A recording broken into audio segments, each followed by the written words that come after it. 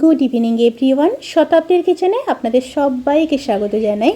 আজকের রেসিপি উচ্ছে কুমড়োর বটি। রান্নাটি অনেক পুরনো, হারিয়ে যাওয়া একটি রেসিপি। আর যারা উচ্ছে খেতে পছন্দ করেন না তাদেরকে যদি এইভাবে রান্না করে দেওয়া হয় তাহলে অনায়াসেই খেয়ে নেবে। আর সামনে গরম আসছে, এই সময় যদি এই রকম একটি রেসিপি প্রথম পাতে রাখা হয় তাহলে কিন্তু ভীষণই ভালো লাগবে। তাহলে চলুন শুরু করা যাক আজকের এই সহজ এবং সুস্বাদু রেসিপি। প্রথমে কড়াইতে সর্ষের তেল দিয়ে দেব। তেলটা খুবই সামান্য দিলাম।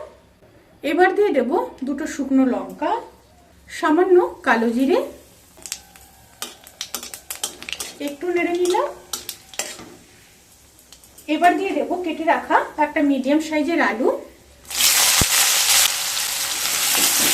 আলুগুলোকে একটু নেড়ে নেব।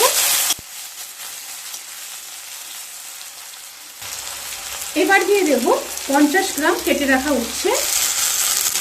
আবারও খুব ভালোভাবে মিশিয়ে নেব।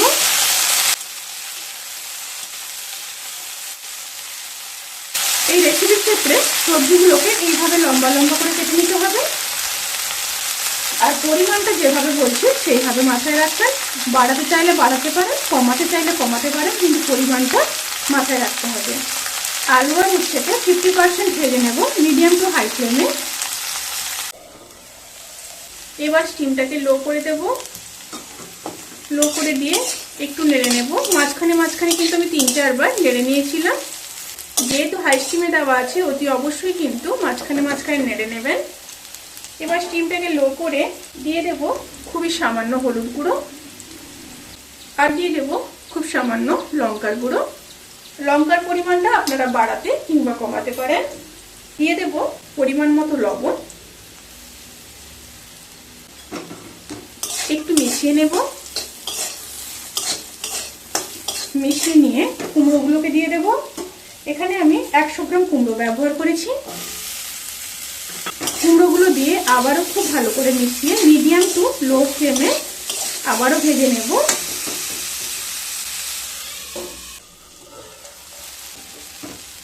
সমস্ত উপকরণগুলো যখন প্রায় 90% ভাজা হয়ে যাবে সেই সময় দিয়ে দেব কেটে রাখা দুটো মিডিয়াম সাইজের পেঁয়াজ। দিয়ে আবারও মিশিয়ে নেব। মিশিয়ে নিয়ে মাঝখানে একটু জায়গা করে নেব। এবার দিয়ে দেব খুবই সামান্য সরষের তেল। এবার ওই তেলের মধ্যে দিয়ে দেব 2 চামচ পোস্ত। পোস্ত দিয়ে একটু মিশিয়ে নেব। কয়েক সেকেন্ড একটু পোস্তটাকে ভেজে নিতে হবে।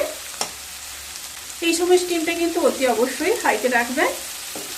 পোস্তটা যখন ভাজা ভাজা হয়ে যাবে তখন সমস্ত সবজির সাথে পোস্তটাকে মিশিয়ে নেব।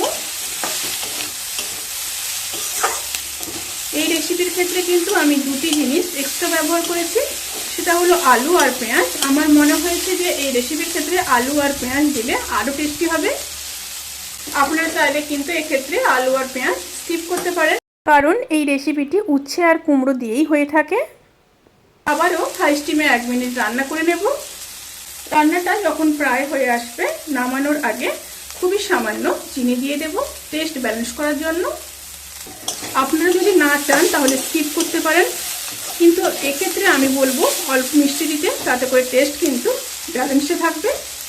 একটু নেড়ে নিলাম। চিনিতে যখন গলে যাবে তখন গ্যাসের ফ্লেমটাকে অফ করে দেব। উচ্ছে কুমড়োর বটি কিন্তু সার্ভ করার জন্য একদম রেডি। রেসিপিটি কেমন লাগলো প্লিজ কমেন্ট করে জানাতে কিন্তু ভুলবেন না। যদি ভালো লেগে থাকে তাহলে সাবস্ক্রাইব করে পাশে থাকা বেল আইকন প্রেস করে নোটিফিকেশান অল করে রাখবেন। তাতে করে আমি যত রেসিপি দেব সমস্ত লিঙ্ক আপনাদের কাছে পৌঁছে যাবে। আপনারা সবাই ভালো থাকবেন, সুস্থ থাকবেন, সাবধানে থাকবেন। আজকের মতো এই পর্যন্ত।